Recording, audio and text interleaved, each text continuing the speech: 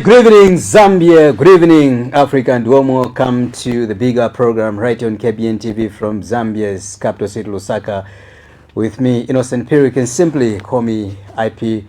Of course, today we discuss the constitutional making process in the Republic of Zambia. Now, my guest on the program is a renowned politician in the Republic of Zambia, who is also a Pan-Africanist. His name is Dr. Xavier Chishimba. Now, Dr. Xavier Chishimba is a person who in 2009 resigned as a member of parliament for Kasama Central on allegations that the system had broken down. Of course, since then, he has been in and out of the country, but also advocating for Zambia's sovereignty. Beyond that, he's a person that believes that Zambia can be run better than it is today. He runs his own political party, the United Progressive Party, UPP, of course, riding on the legacy of Simon Mwanseka Pwepwe. He's here to discuss issues of governance in the Republic of Zambia. Doc, welcome and good evening to you. Thank you so much. Good evening, viewers. You've been missing in the Republic of Zambia for quite a while now. It's good to see you back home. Thank you. And I hope you've been well. I've been well, Baruch Hashem. Meaning that we bless God, I've been well. Thank you, and it's all been for good. You know, there's always a time for everything. There's time to work, there's time to speak. And therefore, over the past, 4 years thereabout, my focus has been on helping the country to industrialize. Right. Yeah, and there's several projects that have been set up, maybe that's for later, helping to create jobs, bringing in investment, financing, to help the country. 4 years you've been out of the country, in and out of Zambia. But of course, before you left Zambia, you were very prominent. You were quite, instrumental, pivotal in offering checks and balances to various administrations. And something which distinguishes you is that you have a history that you are one of the members of parliament who resigned in 2009 on account that the system had broken down at the time. Not easy, because that happened 3 weeks before you were scheduled to receive your gratuity, benefits in that regards. Just take me through briefly, on behalf of the Zambian people who are watching the program and also watching you for the first time. Who is Xavier Chishimba? Thank you so much. Xavier Chishimba is a descendant of freedom fighters. My paternally, my grandmother is Mama Judah Mlenga Chikamonika. At the time that women were not in the forefront in the birthing of a new republic, in fighting for freedom, my grandmother stood up for this country in order to provide leadership. She demonstrated that women's role are not just in the kitchen, as in the patriarchal society.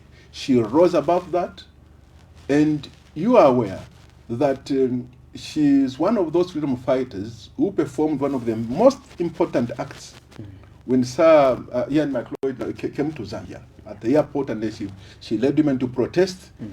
And when that foreign secretary went back, the decision was made that Zambia had to be granted independence. That's my paternal grandmother. Right. But apart from that, I need to make it very clear that there are many members of the royal family. My grandfather was Chitimukulu Kanyanta Manga number 1. Right. The Kali Chitimukulu is number 2.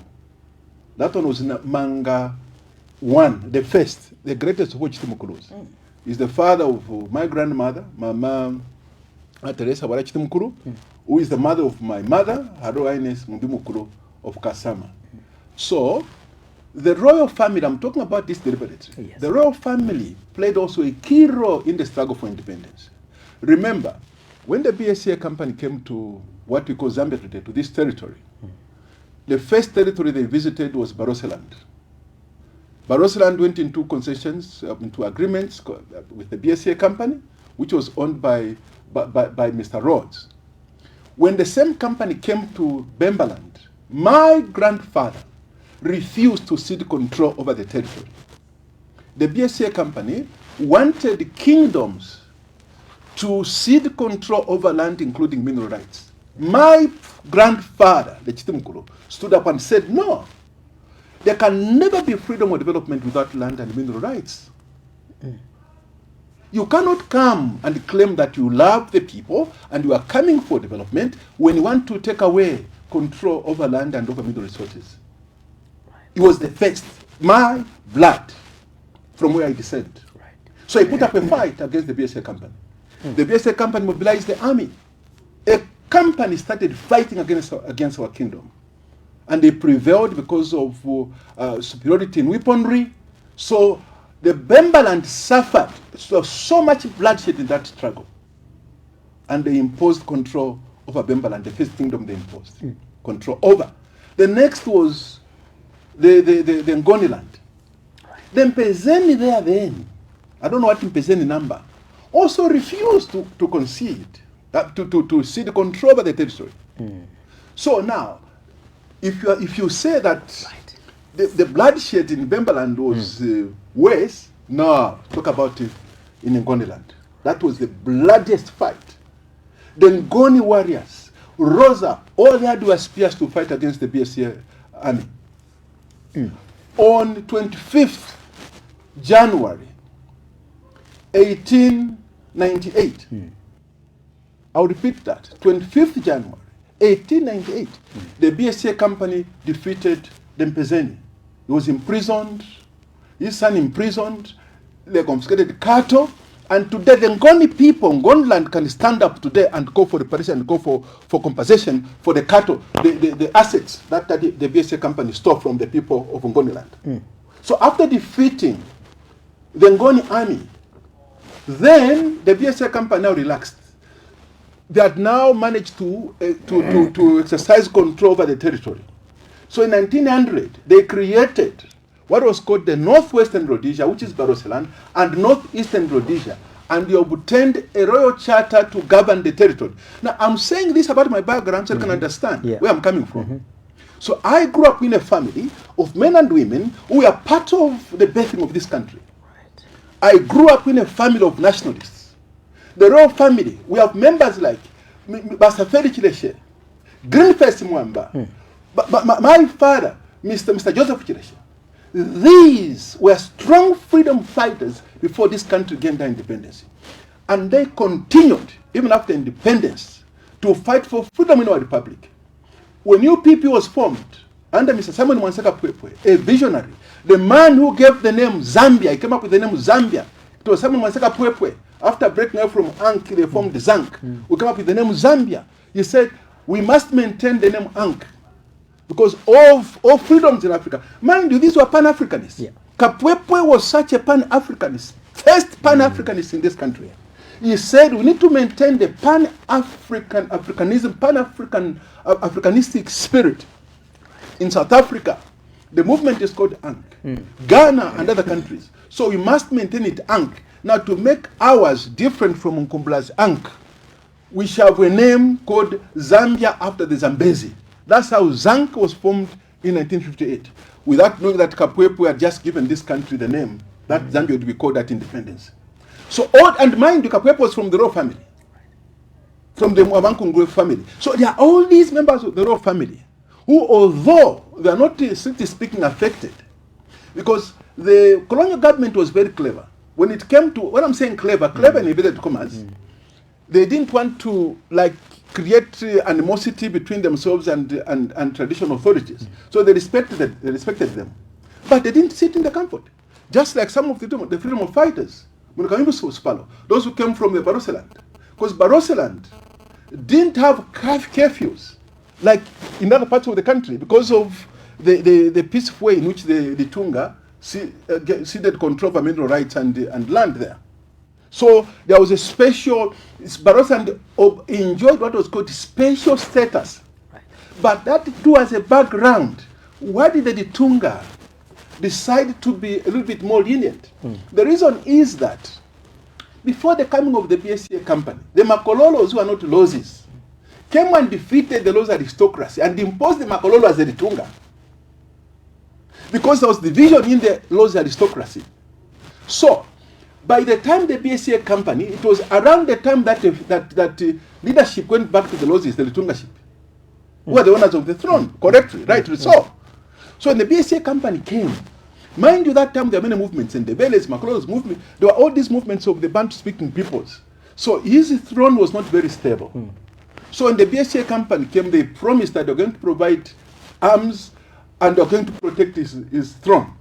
So that was the whole idea regarding all those agreements. There's a history to that. That will protect you, will ensure that we civilize the people. Those are in the agreements. We shall civilize the people in your kingdom. And for information, this is the reason why, whereas there were curfews in the northeastern Rhodesia, northwestern Rhodesia, which is Barose, curfews were not there, so to speak. And then the BSA company also provided for programs to send the people of Barose and to go to universities in UK to be educated there. That's why Losses were among the most educated at independence. But they never lost sight of the fact that they too were affected. As long as northeastern Rhodesia was not free, they too are not free.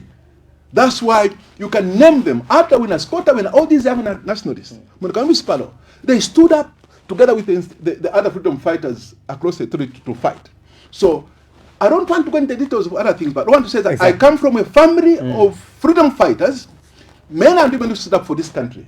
And I have no intentions, even today, as a descendant of those men and women, to stand up and let the country go back to the days of the BSA company or anything reminiscent of the BSA company. We shall not be quiet over Zambia. And mind you, during that time, remember, the BSA company came with weapons. They came with the army.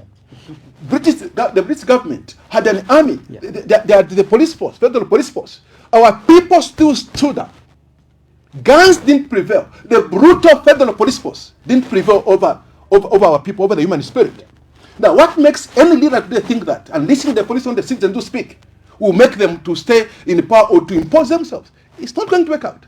It has never worked out anywhere. It will not work out in Zambia. It never worked out, I'm with Jude. It never worked out during the period of the Ashmoleans when the Greeks imposed their rule over Israel, over Jerusalem. The Ashmoleans, priests, no guns, they stood up to face the Greek army and they prevailed.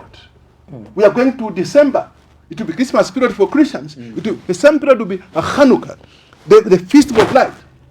When these Ashmoleans defeated the Greek army, they went and lit the candles, the menorah, in the temple. And the oil was not enough to go for many days, but light remained for 8 days. That's why Hanukkah, the miracle of Hanukkah. Miracles do happen, no matter how powerful. Any regime that hides behind the police or the armed forces can never succeed. The human spirit is beyond defeat. That's my background. Wow. Quite rich background indeed, Comrade Dog. I love the fact that you've mentioned, the role which our Royal Highnesses played in this country. You've clearly made mention that before Zambia was born, the resources of this country was in the hands of our traditional leaders. Quite pivotal. And again, I'll bring it back to where we are today. Fast forward, Zambia gets independence in 1964, politically, of course. How instrumental are our traditional leaders when it comes to presiding or guiding the country where these national resources, or rather these affairs are concerned? Do they still have the powers which they enjoyed during that time before the political independence of this continent? Comrade, first of all, let me declare interest, because I come from the royal family. Right. I'm royal. Right. Shirimushayo, I'm royal. This must be made very, very clear. Right. So, let me say, the motto, and I'm starting from here so that I can build up my point to understand this very important point you have asked. The motto, one Zambia, one nation, is wrong. Why? If the true nationalists, the true midwives for the birthing of Zambia, if these are a key role before the British imposed Kenneth Kaunda on us, remind me, I don't want to miss this point. Yes. The British imposed Kenneth Kaunda as president at independence on us. Right. It was constitutional for President Kaunda to be president at independence. Clause 10 of Schedule 2, a schedule of the order in council, an order in council issued as a product of the Zambia Independence Act of 1964, Section 65 of the Laws of England. Right. That schedule, clause 10, what they call the constitution, it was not the constitution, it was a schedule 2. Article 10 provided for that the first president shall be Kenneth Kaunda. Right. And that's what until today, we'll go and I know we are going to that topic. Get there. What we call the constitution. Which constitution declares who shall be the president?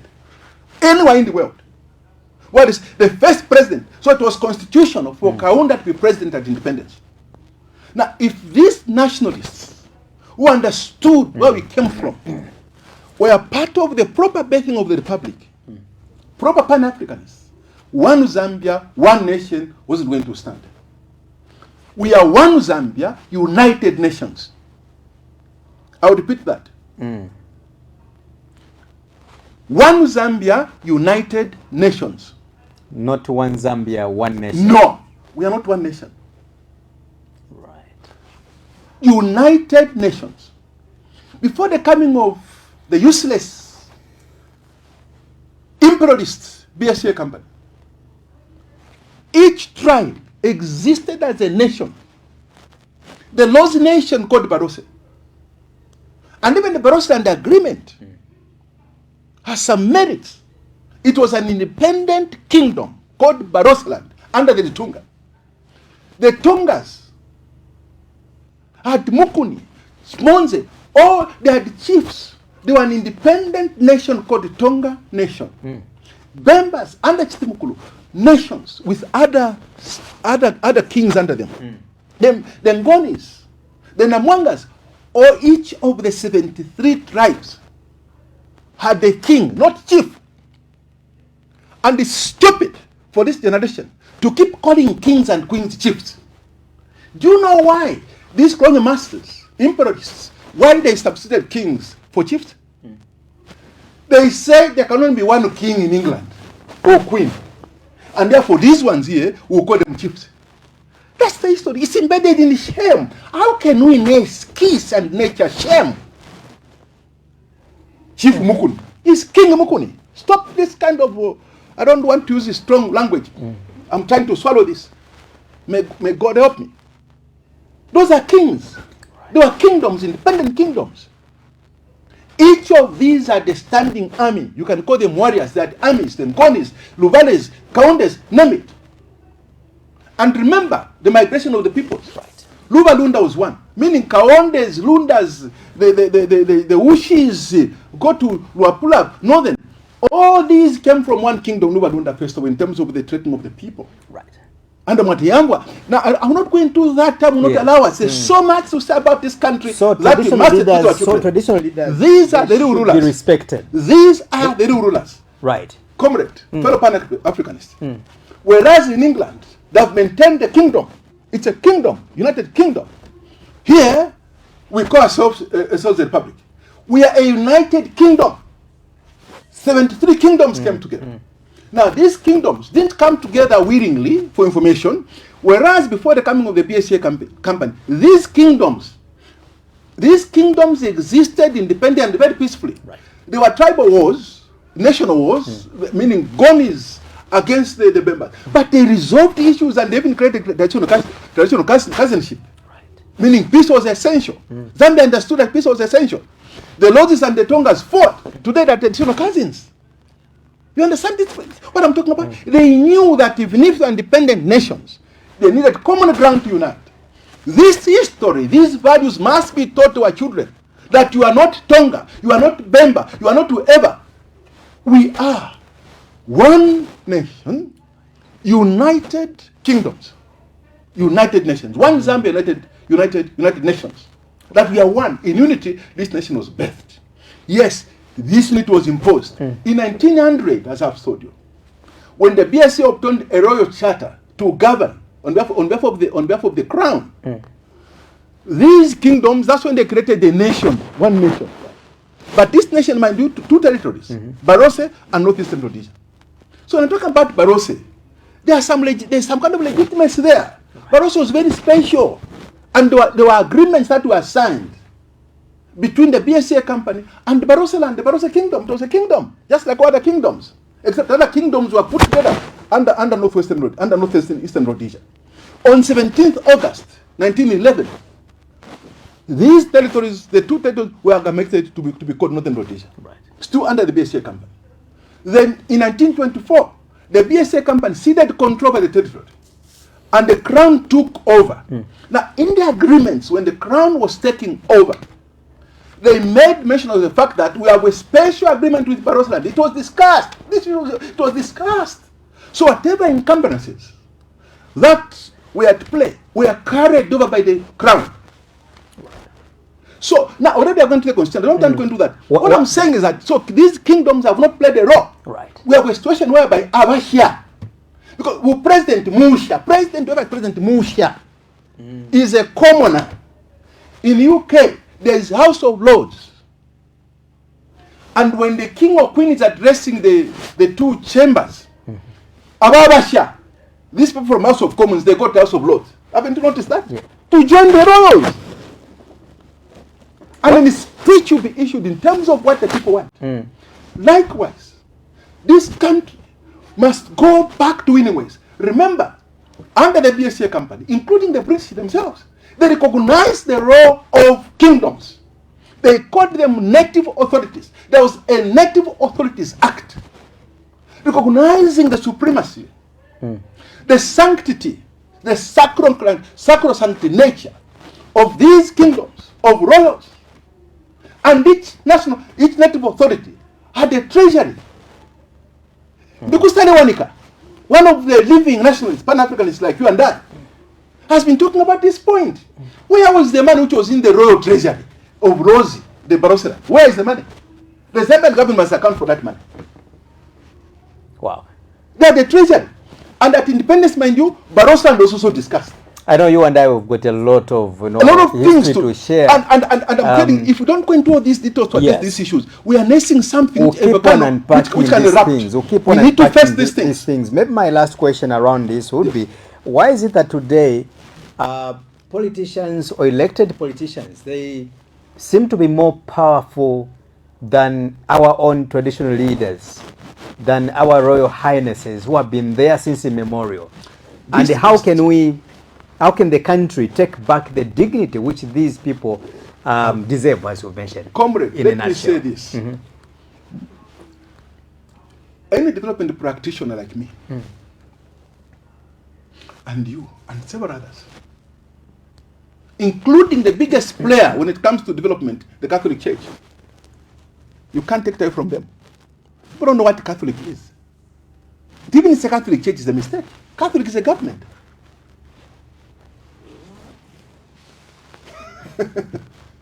That's why they have embassies. Everywhere you go. Yeah. Vatican City is a city-state. You attack Catholic, you are attacking government.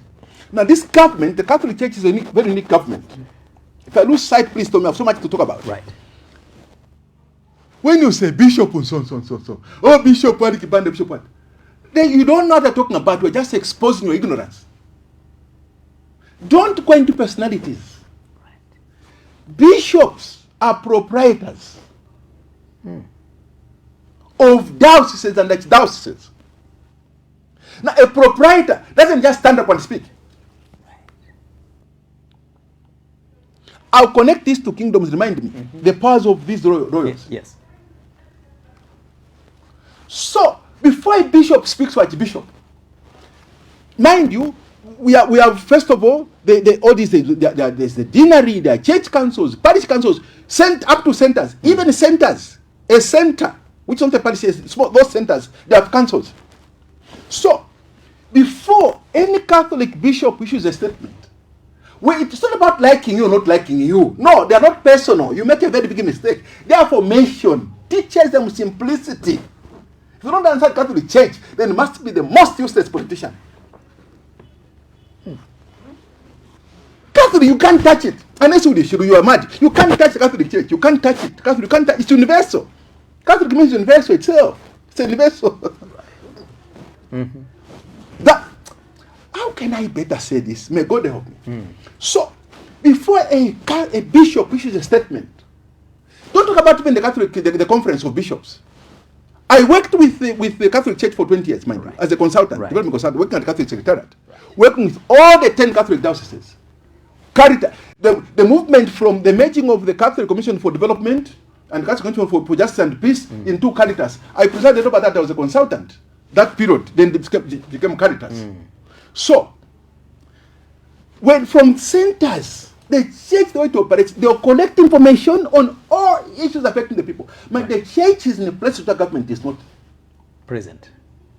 Before the birthing of this country as an independent country, there was what was called African education and also that education for white settlers. Healthcare for Africans was provided by the church because theirs is about integral human development. The whole person. Strategic evangelization, evangelizing to the whole person.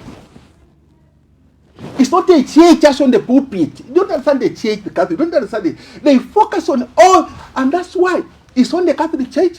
When they're providing health care, they will not say, don't come here because you are a watchtower, a Jehovah's Witness, or because you are Pentecostal. No! It's universal. It's a government of the people. They believe, of course, in the Lord and Savior. Now, their focus is on the kingdom. The Lord they submit to which Zambia also submits on that day when the Chishimba gave Zambia to God. Came for the kingdom. Everything was about the kingdom. The Catholic Church tries to bring the kingdom even on earth to anchor it on the people. And why the animosity between politicians? They don't understand it.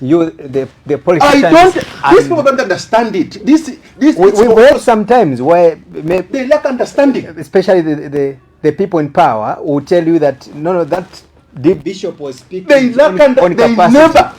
You know, will take you as a politician, as a bishop. We've had these sentiments before. And what is sad also, remember also this happened under the PF.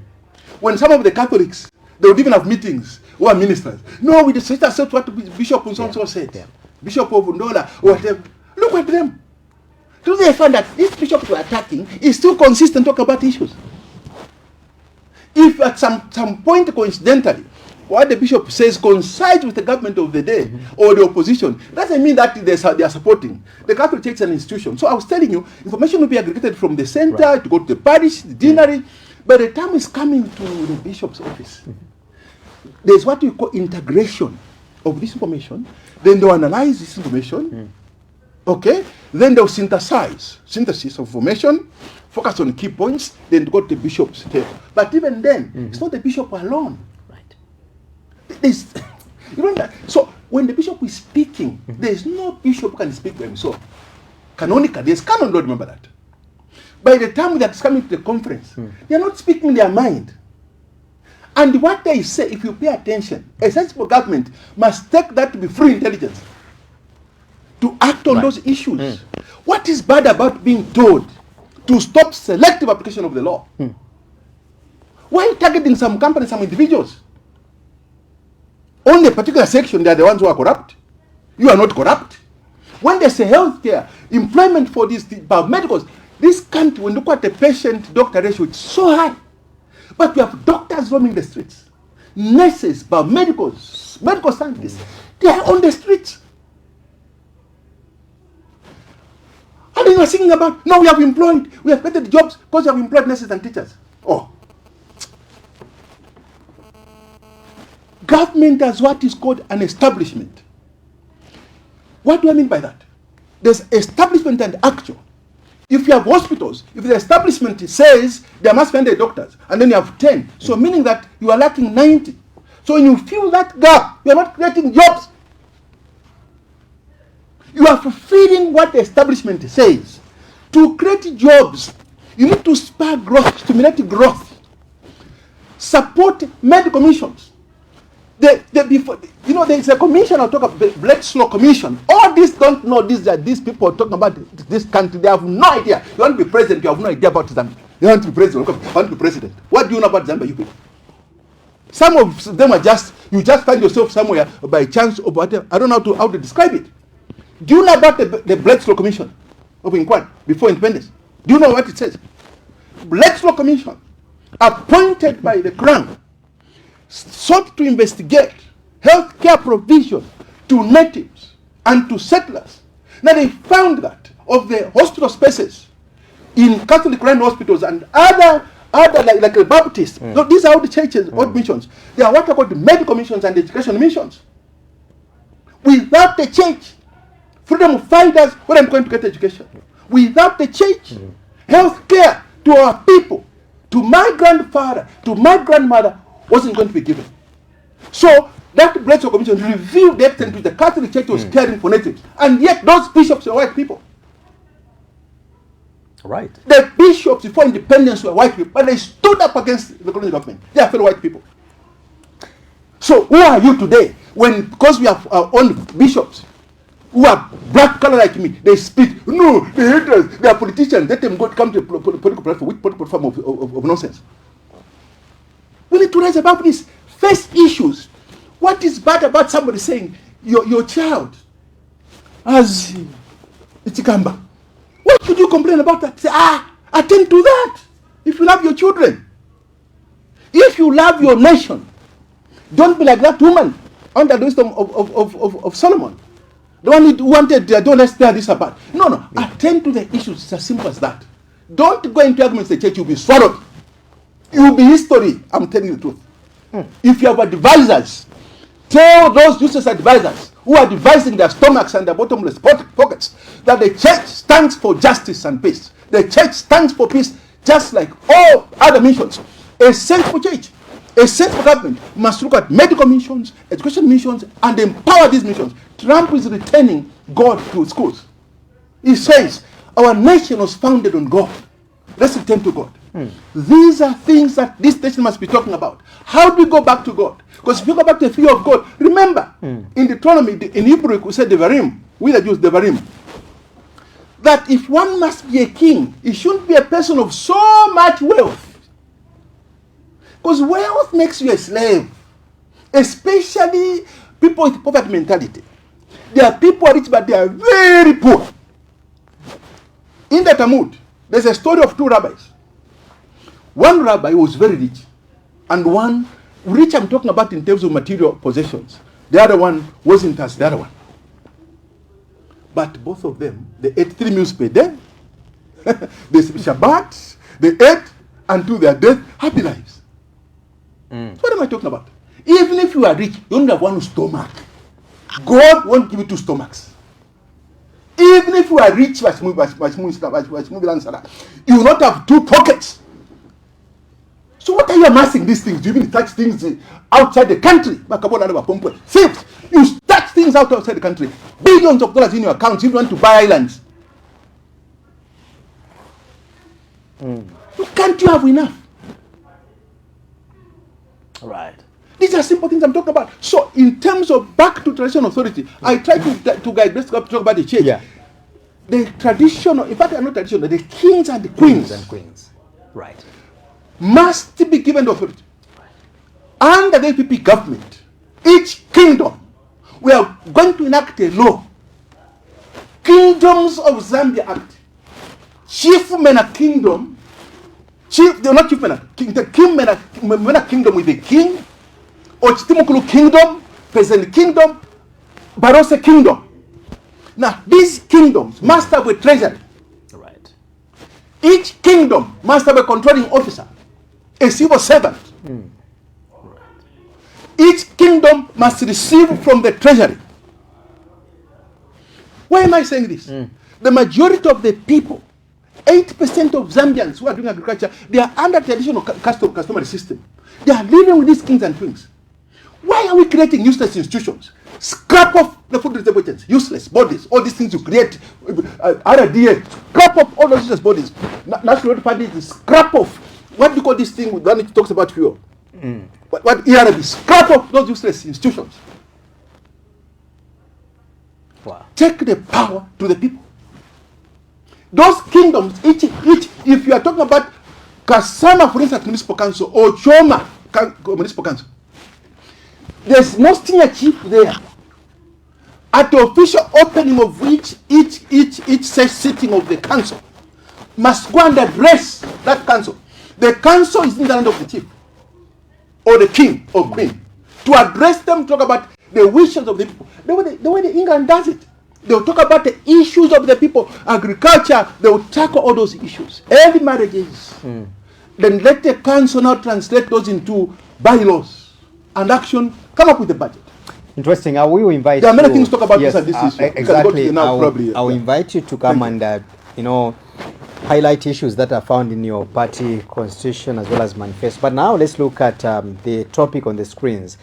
Let's now look at the laws that governs this country. You have mentioned in your preamble that, of course, our nationalists, our Pan-Africanists of this country, the man who inspired you, you took over his political party in Simon Mwanisakapwepwe, the leader, a man who formed the UPP. Let's look at the laws that are presiding us now. Today there's a debate in the country that talks about the constitution-making process. From the time we got independence, I think we've been amending this constitution.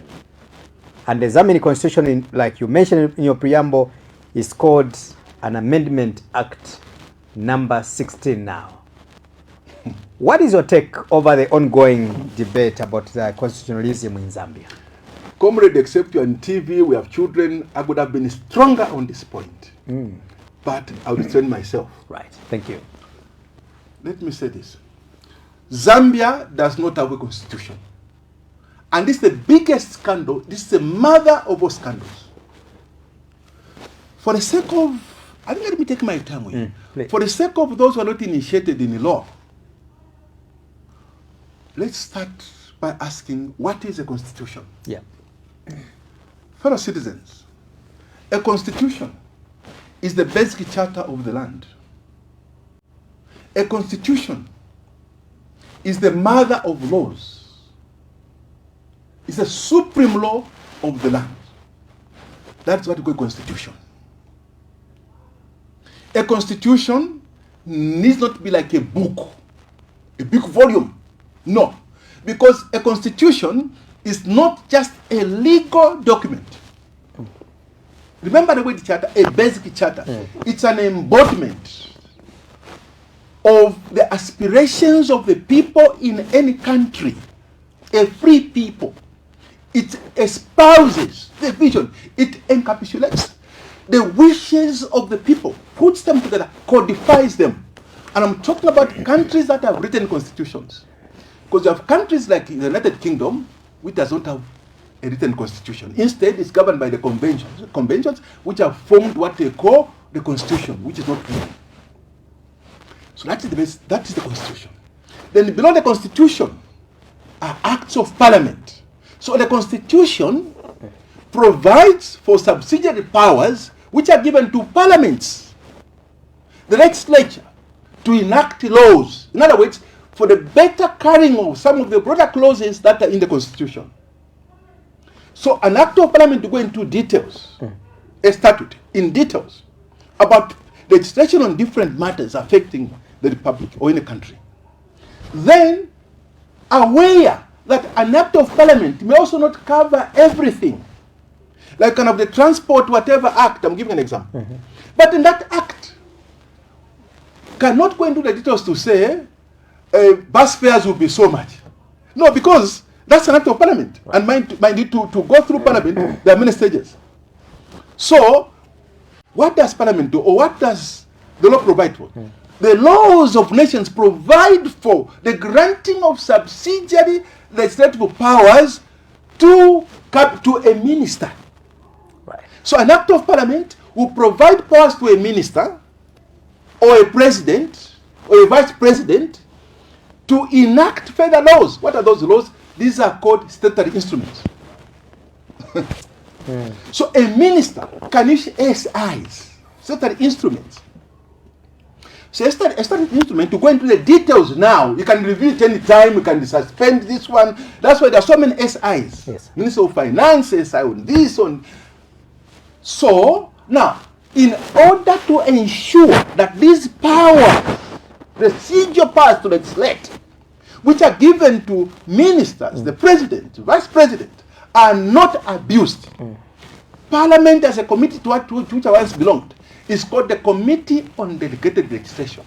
So every year, all SIs issued by the ministers and the president are taken to this committee to review, to see did the minister, the president comply, did he go out of his power? Where was this SI ultra virus, the provisions of the law?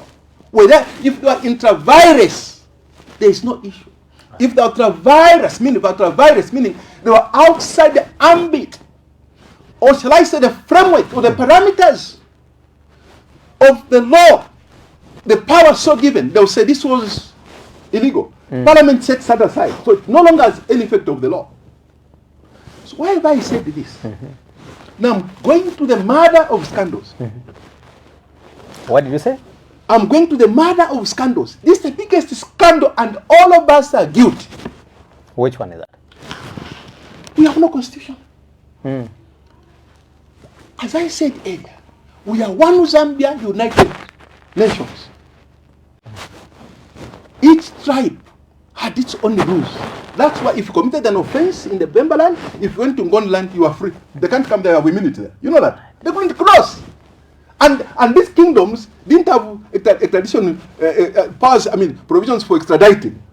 Mpese wouldn't take it to Bemba land. He wouldn't. Remember one time they took one of our queens to Ngon land. You know that? Who had children from Ngoni. That's why we have some of the Ngonis that's for another topic anyway. So they have their own laws. That's why we have customary laws. So, and the final court of appeal were kings actually, and queens. So now, in 1900, the BSA company obtains a royal charter to govern the territory. Mind you, company law, whatever the company said held. They took over the land by force, mineral rights. And then, I spoke about it up in 1911, amalgamation. Then in 1924, when the Crown took over the British, they did not create a constitution for Zambia. Instead, in London, the Crown, when they took over this territory, now they knew this is government now. Zambia became a British protectorate. They issued what is called the Legislative Council Order in Council. Commonly, I'll repeat this. Please. Let's slowly. Legislative Council Order in Council. Legico. What we call Parliament today. That's how it was born, 1924.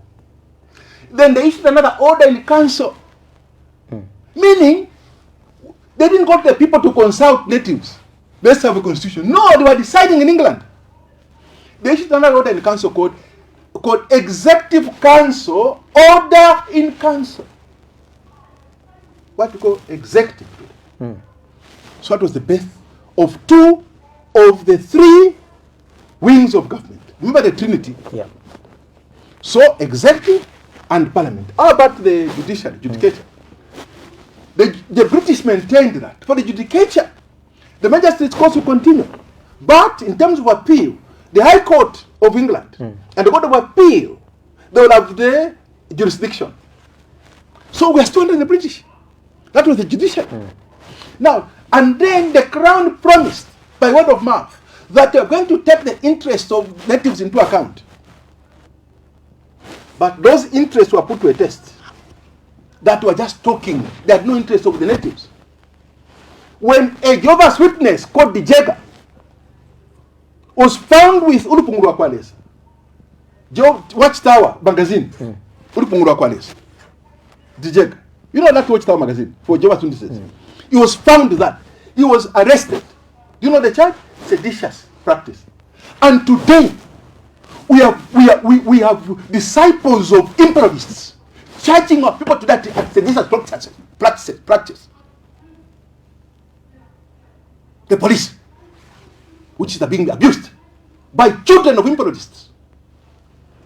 People are saving economic hitmen and women. Seditious practice. Which seditious practice? Seditious yakwana. So they say this seditious practice. Urupungurwa kwalesa. A literature on Christianity, they say it's seditious. I'm telling you what happened here in Zambia. Northern Rhodesia. He was arrested, prosecuted. The magistrate told that no, he shouldn't fund with such retreat. He was convicted. He just serving a jail sentence. Now, this Jehovah's Witness, the Jega, was determined to fight. He appealed to the High Court of England. The High Court held that no, it's true. Conviction, back to prison. He appealed to the Court of Appeal. Do you know what happened? He argued that he was a Jehovah's Witness. That magazine is just about Christianity.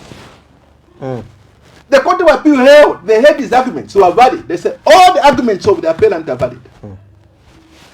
But to uphold the ruling of the lower court.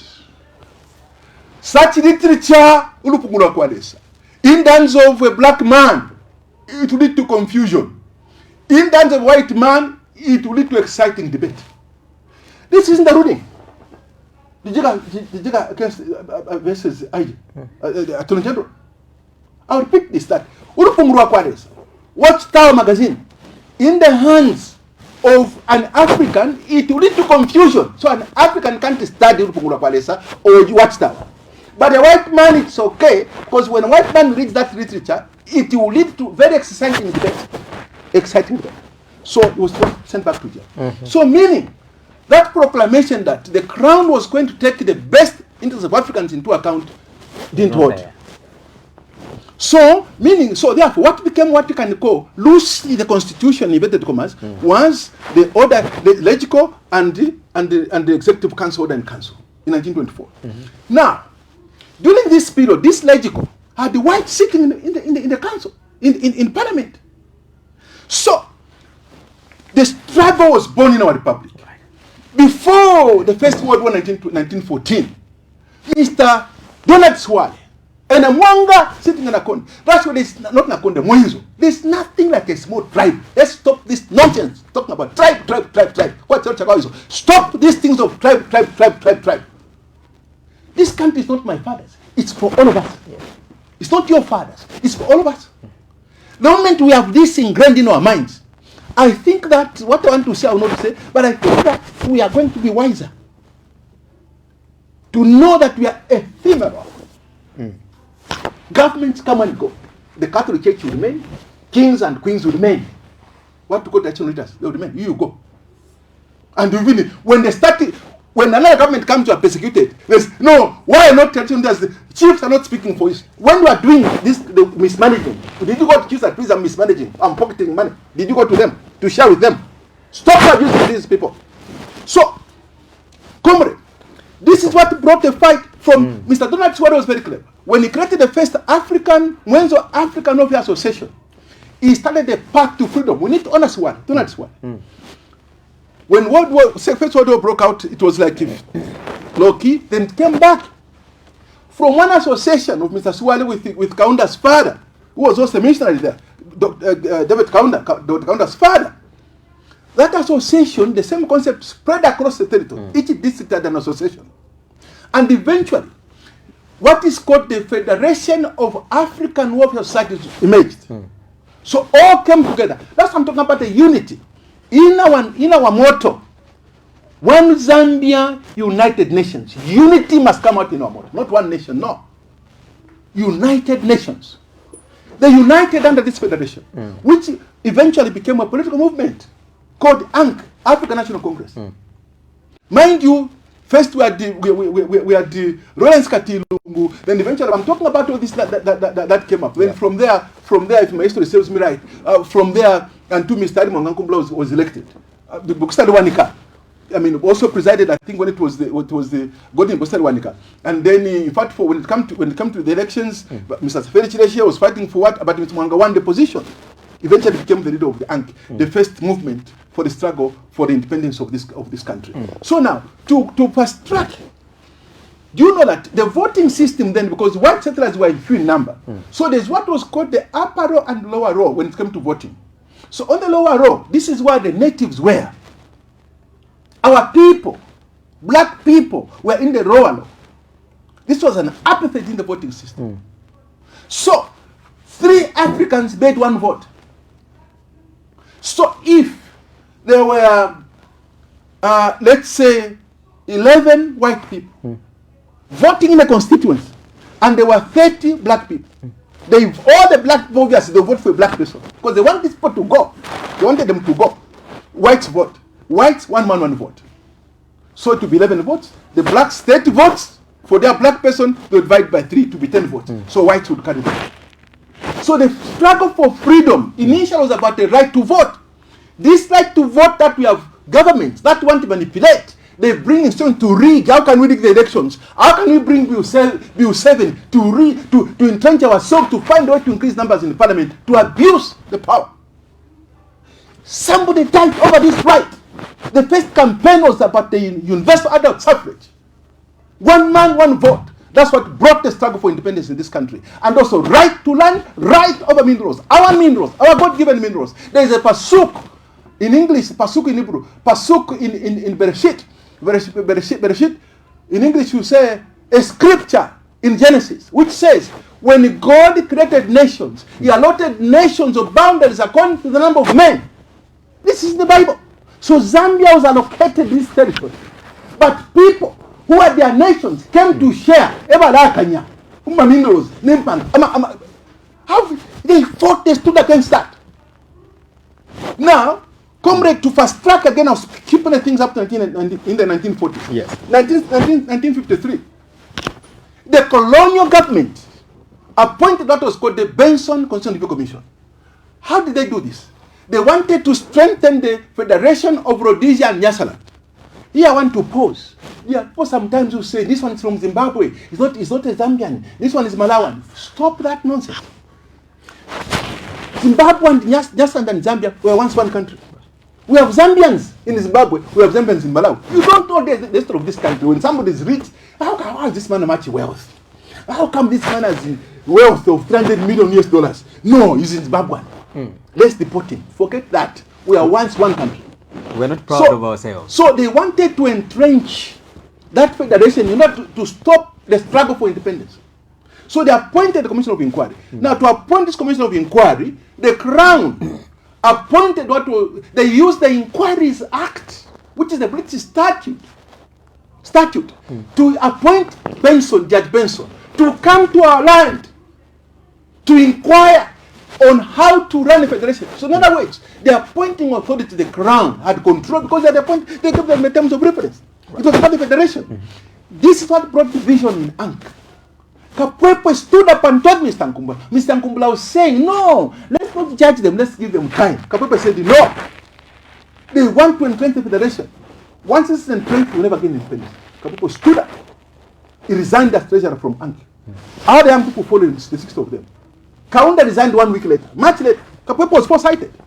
And they met at what we call, in the bush, what we call Bunubush Local Authority. A week later. That's when they formed the ZANC, Zambia African National Congress. And then they broke a rock from that rock of authority, which is the bush. A piece of a rock from that big rock. They took a piece, and Mr. Dr. Matoka, from Northeast Employee Dr. Matoka, I think Matoka was given the assignment to take that rock, piece of a rock from this big rock, to go and throw in Wilunga, source of the Zambezi, to throw it there, in the water. That was how Zambia was named. And Zambi means God. The gematria of Zambia, now that's for later, it's God. So, this nation was birthed in God. Right. So, any dark power, you bring darkness, this issue of zest, all these kind of things. Why do you want to thrive in darkness? Who are you? Are you from darkness? People, we want light. If you belong to darkness, go to darkness alone. Leave us in light, we want light.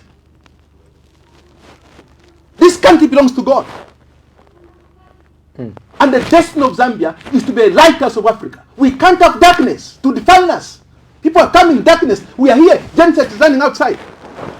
If we are apostles of darkness, we don't want that kind of apostleship over this country.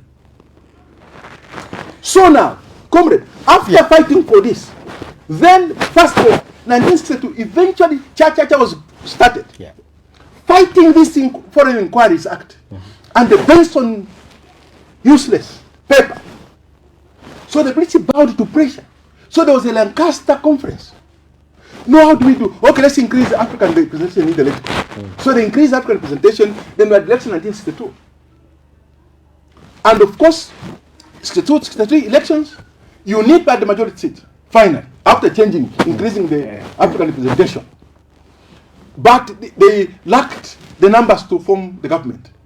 The second party with more votes was the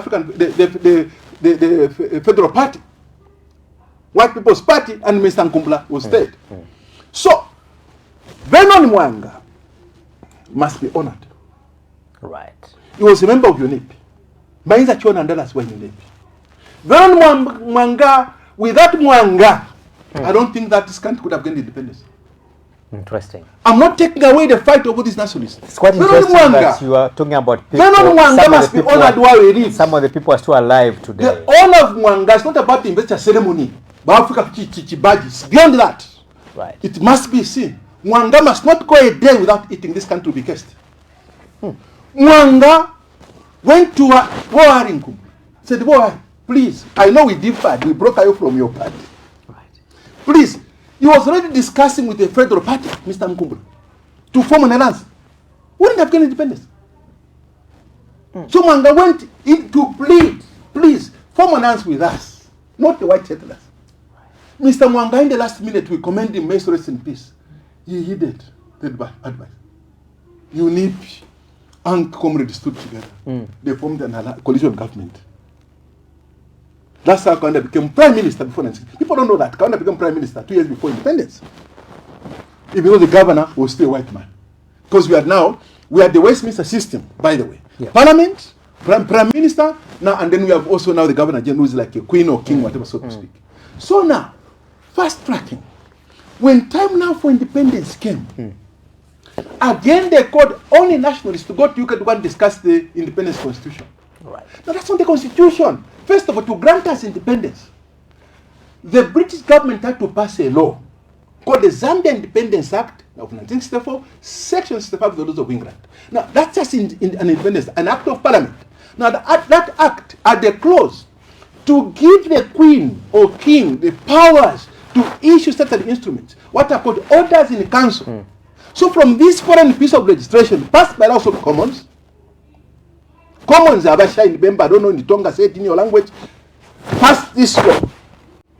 Then the Queen invoked the powers in that clause to issue a certain instrument, what can go called order in council.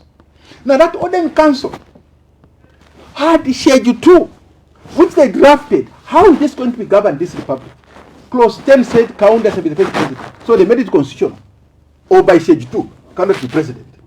And then other clauses. Now, there are all these things we talk about, Part 3, Bill of Rights.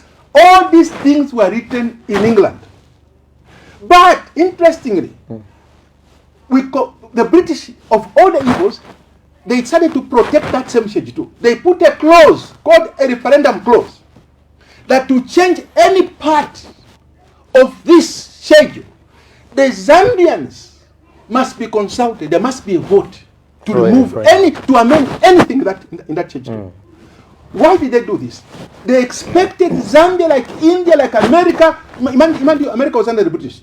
They expected them after the proclamation of independence, that Zambia independence had comrade, like Botswana. No more countries in the region. Namibia. Do you know what they should have done? Zambia should have made as a sovereign state to attain what we call constitutional autonomy. Zambia must have made to craft a homegrown constitution. They should have made as a free people without anything to do with the British to decide to bring their royal highnesses, their royal majesties, to bring young people, marketeers, industry, architects, engineers, bring everyone together. Where there's 30,000 people sitting in a stadium in Mukasuba under a tree and decide how we want Zambia to be governed. India did that. Do you have India any prime minister who said, I want to amend the constitution?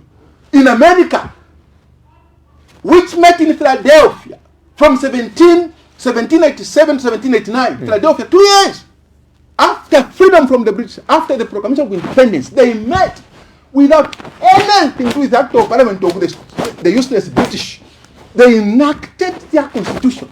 Today, who stands up and say, because I'm Trump, they're about to arrest me, let me change the law? Botswana. We have been in Botswana since independence, they're talking about the constitution. Namibia, even South Africa. South Africa is young.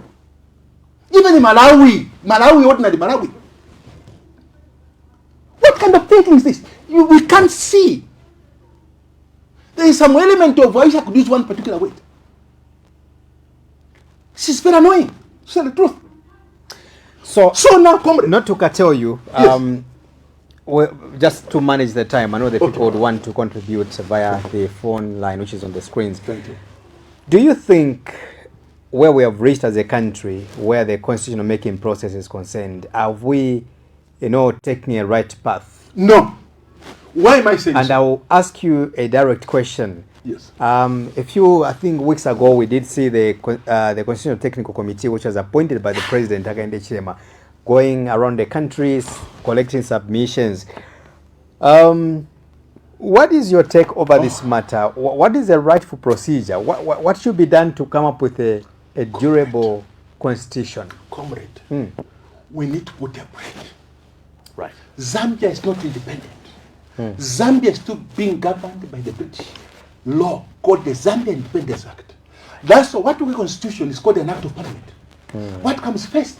Is it an act of parliament or a constitution? This is wrong. Go everywhere. You can't call a constitution an act of parliament. Right. Amendment Act. So now that I was saying, in 1968, Dr. Kenneth Kaunda, knowing that elections are going to take place, and these proper nationalists, they're going to vie for office. So the NIP government, let them Mr. Kaunda, let me say NIP government, don't let me say, you're not here, make sure this in peace. So the NIP government called for a referendum. The idea is that, no, we need to start amending, not part 3, but other parts. Right. Because the same parts of the president that the governor had, they were maintained word for word. Because the Brits wanted a strong president who was going to protect their interests. Because people like Kapwepo, they said, Africans must be empowered, must take over the reins of all industries. Who want that? So now, that referendum, so the unique government used that Inquiries Act of England, an old law which was used in 1953. The unique government used the Inquiries Act to appoint, to inquire now into this removal of this clause I'm talking about, the referendum. So now, when that vote was put in the state, Western Province voted no. All provinces voted yes to give the government the power to start now amending it, to remove that clause. Why did Western Province vote no? Because Western Province was had more educated people. They understood what the constitution was. Right. You go to people, what is that? Kaunda. Yes. That was a mistake. 1971, there about 72, Kapwepo resigns from government as vice president, he forms UPP, and then there was first political violence by UNIP, beating of the opposition. It started under UNIP. First political violence in Mufrila. And they made it impossible for Kapwepo to campaign under UPP and others, nationalists. But Kapwepo won without campaigning, without even being there. This sent a signal that you're going to lose the power. So what happened? The UNIP government appointed the Chona Commission of Inquiry using the Inquiries Act of England to inquire into how to run one party state. Meaning government, the executive decided. So they went to terms of reference on how to run one party state. They decided for the people. So now the people of Zambia decided they wanted cabinet outside parliament. In other words, if you look at Zambia right now, Zambia is the most confused nation. Why am I saying so? We have a mixture of presidential system and hybrid. Look, it is very embarrassing to say the truth. Ministers are appointed from members of parliament. But then you have a president who is executive, who doesn't sit in parliament, in the National Assembly. But it's called the parliament when the president goes to open the parliament. Yes. Without him, it's National Assembly. I just want to make that for the sake of civics students. So now, he's not part of parliament, but he's appointing members from parliament. Ministers are part of the parliament. And mind you, nearly half of them, of the entire parliament, they are cabinet ministers. Yeah. Now, they are part of the executive. Now, parliament must exercise oversight over the executive and all other wings of government. But they are part of parliament. They steal the money, they mismanage the republic, they bring load shedding, they export electricity, and then they go to parliament to go and do oversight over them. They say, let's vote now. And then now you have a parliament whose direction I've never seen what has become of Parliament today. What do you mean? Parliament You've today. been an MP. You have the chair. The role of the chair, the speaker, the role of the chair is simply to oversee the debate. That's all. A chair can't be saying, I also watch on social media. A chair of Parliament with social media. Parliament is an institution of record, just like government. What do I mean by that? Something, there must be evidence that used properly in writing. If it's social media, it must be analyzed. You can't say I also worked on social media. Honorable member. No, the ministers said. That's not the role of the chair in the House. Speaker Mwanamwamba, those of us who serve under the truth, proper speaker, would warn ministers who like Mutatu like reading off the cuff, that read notes. Front bench members, they have no right to debate over the cuff. Back benchers, they can be cantankerous. They have a right to speak. Who are you to stifle the voices of the people? Of the three arms of government, it's only the National Assembly which represents the nation's sovereignty, because the National Assembly has elected people directly by the people. They don't elect ministers, they don't elect judges. So, let me finish this point on the inquiries. So, when the Chona Commission submitted the submissions that they want now to have a clear system, in other words, a presidential system, where a president elected by the people, who must now appoint cabinet outside Parliament, then cabinet must ratify those cabinet ministers that they qualify to do those positions. Proper system like the American system. That's what Germans have wanted. That MPs focus on the sensible powers. They say that in the Chona. So from there, everything Zambians said, they threw aside, away. The municipal government wanted what they wanted. Zambia one party state or party list outlaw. 1990, pressure mounted. Dr. Kaunda again appointed the Mvuka Commission of Inquiry. Again, people said the same things, and they said it's time to have a constituent assembly, just like they said in 1973. Chiluba comes to power. Everything was okay. It was not the MMD government never spoke about the constitution. They were focusing on, if you notice, the first few years of the MMD government, they delivered. Zambia had the transport crisis. But if you notice what happened, they removed all taxes on importing minibuses, big buses. They removed import duty and import VAT. Some of those people believe in taxation as the means of registering sources. They oppose the government. So nobody will lose revenue. No! Chiluba went ahead. From nowhere, Zambians imported minibuses, buses. But you know what happened? Government got more revenue. Because these buses, they are buying fuel now, they are paying road tax, so there's more revenue. There was a multiplier effect. That's why pay as you earn must be scrapped up. It represents the BSA company, colonial because of BSA company. It represents colonialistic and what we'll talk about that later. Pay as you earn must go. If it's good to give foreign corporations tax holidays, taking our minerals, why can't you give workers holidays? Nations that have resources like Saudi Arabia, about 15 countries that have oil, they have minerals. Citizens don't pay as you earn. Are we a struggling nation? We are struggling. Zambia is almost dysfunctional. They're just massaging it. So now massage to feel like better. Like a patient you see was lost weight. They are putting on suits to look like big. This country is in trouble. Zambia is in IC, strictly speaking, in terms of governance. So now that Mvunga said, then Chilwa said, the Chilwa government only talk about the constitution. We can also do what others have been doing. When the Kaunda said he was going to run for the president, Kaunda Monde, I'm going to run. Oh, from now, Chiluba appointed the Manabati Commission of Inquiry. Using the Inquiries Act of England, a colonial piece of legislation. Again, Zambians said the same things they said in 1972, consistently. Everything was thrown, all the target was Kaunda. They said to be a president, your parents must be both Zambians to back out. From there, Monasa became president. What did he do? He appointed the Mungaba Commission of Inquiry. Using the Inquiries Act, the same evil. And then, but we stand to Manasa, before he died, they said, no, he heard that, for the first time, we are going to have a constitutional conference. Where the people meet to bring them now to come and finalize the details, then we put a break to all these songs, Act of Parliament, whatever. He died. And Upia Banda was committed to that process. The conference continued. But Upia Banda must be commended, Mr. Rest in Peace, was very wise. He didn't want to force his opponent, said, no, this process is not important, we are going to the electoral. PF1. President said, what did he do? He appointed the technical committee. Again, this is wrong. To review. Which technical committee? You are cabinet. Cabinet is a creature of the Constitution. You can't set on Constitution. That clause, which is in the preamble that we the people of Zambia, our parliament is wrong. Yep. We therefore enact this constitution. It doesn't make the people of Zambia official functus official, shall I say. It doesn't make citizens functus official, meaning they don't become outside. They're the owners of the country. So now again, all those efforts, then eventually President Sada died, of course, President Timurus Superman, rest in peace.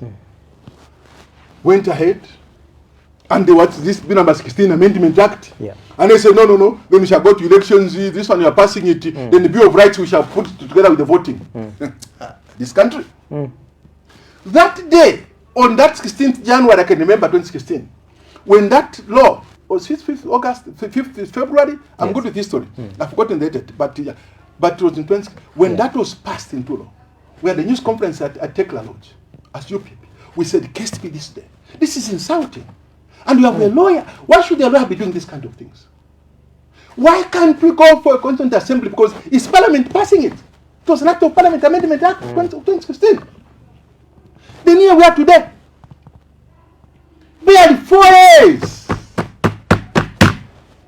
of a new government in a country where people are going without electricity, in a country where the cost of living has gone high, in a country of being filled with apostles of darkness, in a country where tax holidays are given to corporations and you let marketeers, you are even pushing them off the streets when unemployment is high.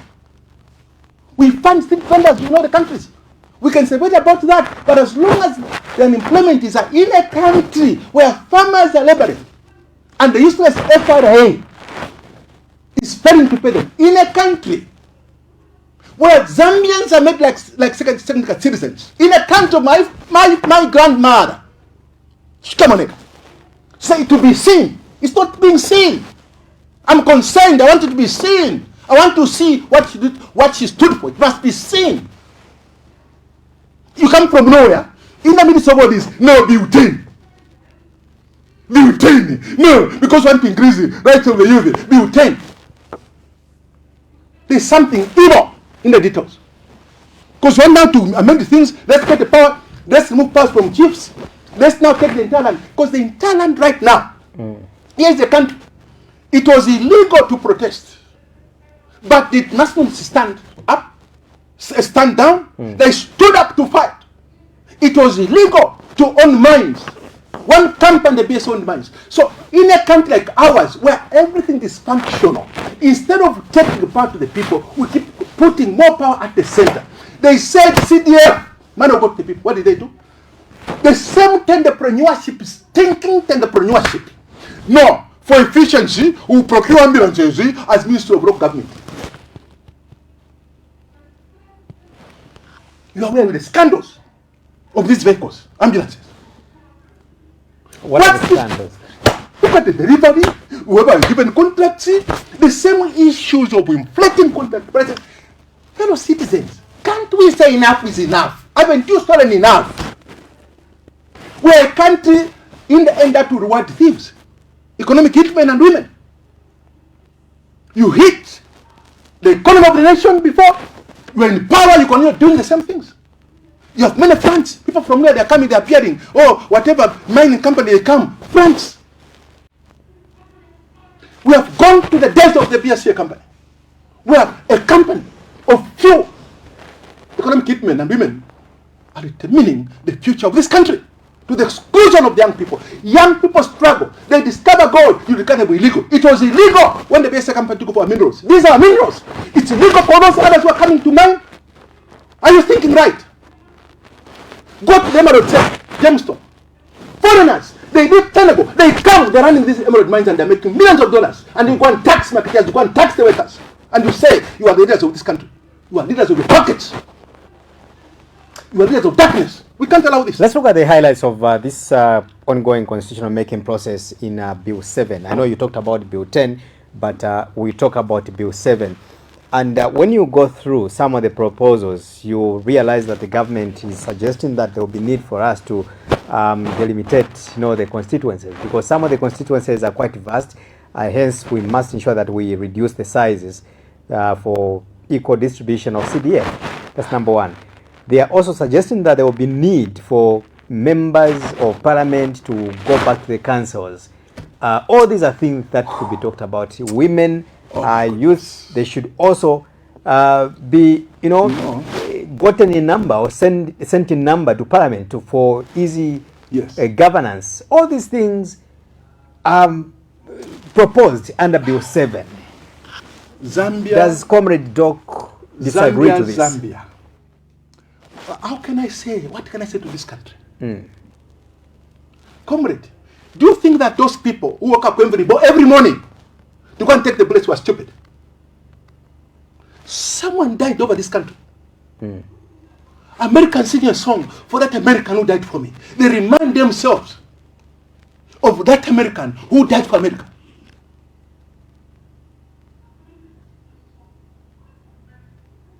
What? First of all, the whole idea of this Bill 7 stinks. It's useless shit. I've just told you, the executive can't decide on the constitution. Enough is enough.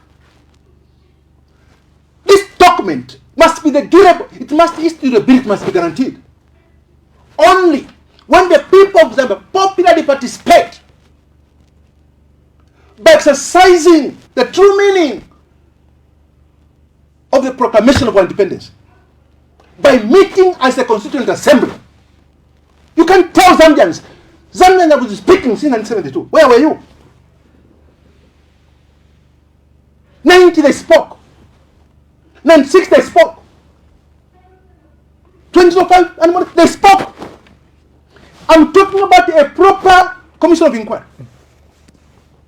Now, let's have, because you try to go, people reject. No, let's increase the limitation. Look, do you know how many cabinet ministers are in America? Secretaries. America. 15 secretaries, ministers in America. Which country is larger? Zambia or America? How many ministers do we have? In a small country. Ministers are not implementers of programs. No, we increase CDF. Who told you that development is driven by CDF? What kind of thinking is that?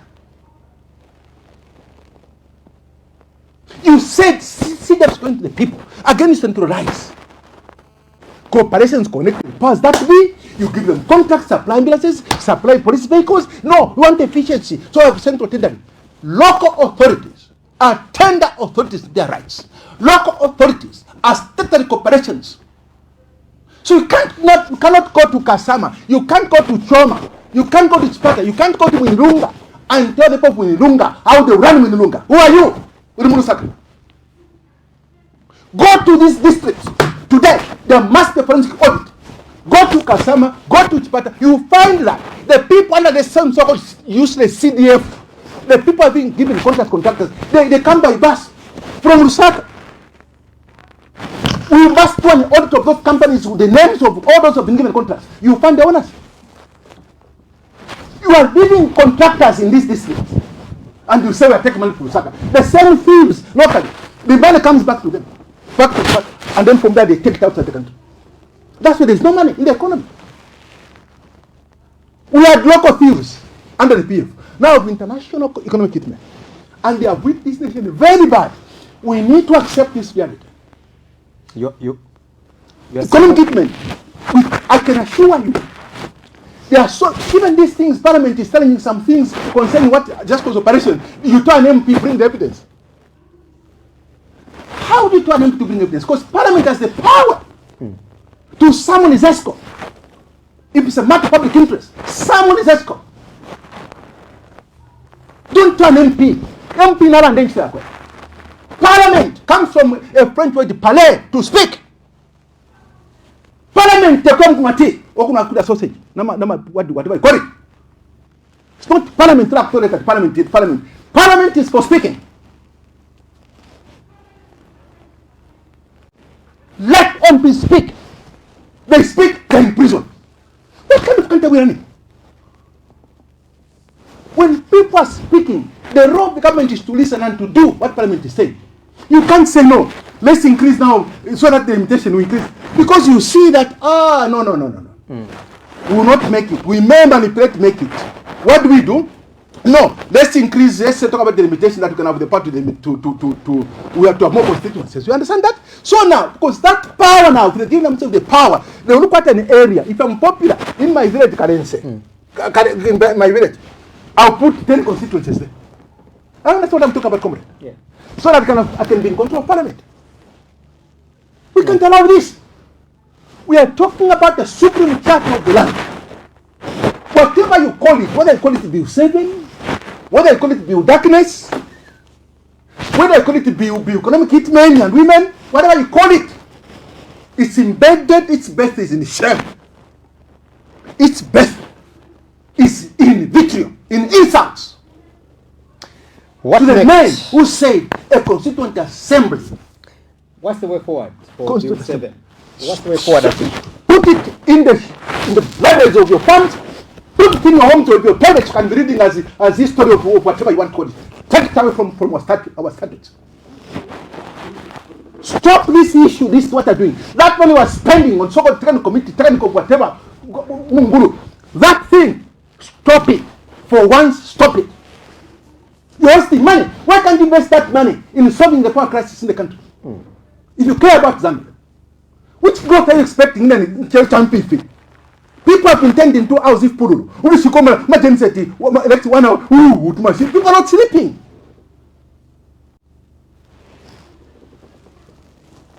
Payday is payday. You can't. Funds are not balancing the budget. Zambians appear surviving, and you are happy.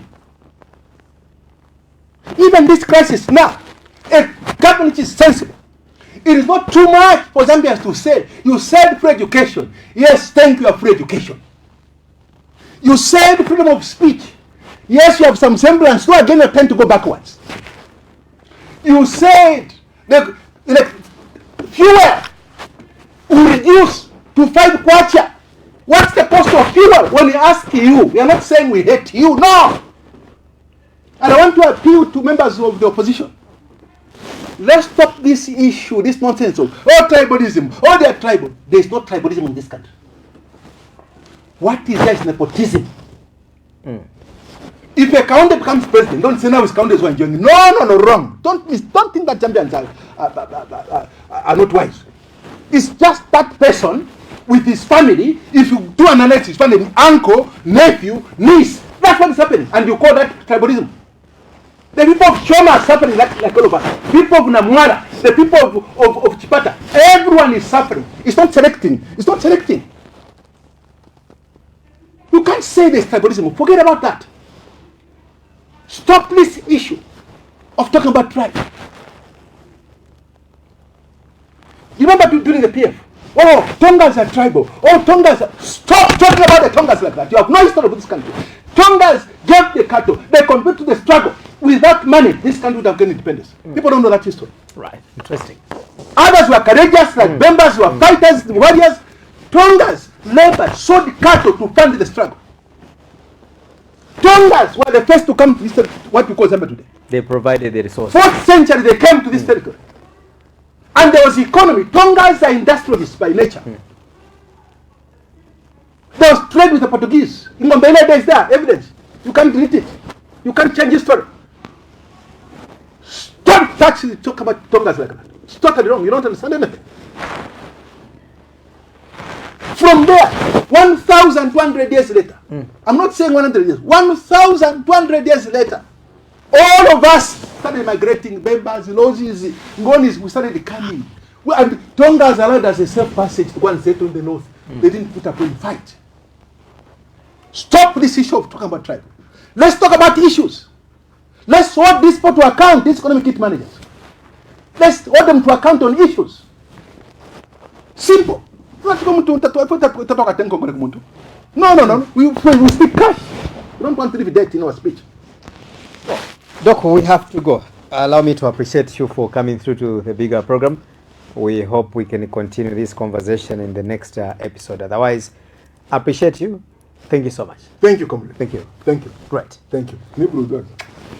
All right, I've been speaking to Dr. Xavier Chishimba, who is the leader of the UPP, United Progressive Party UPP, as well as a man who is a Pan-Africanist. Of course, speaking to issues to do with the constitution in Zambia, of course, giving the historical background of where we're coming from and where we are as a nation, and also giving his own perspective on how the future should look like. This is the bigger program. Today is Tuesday,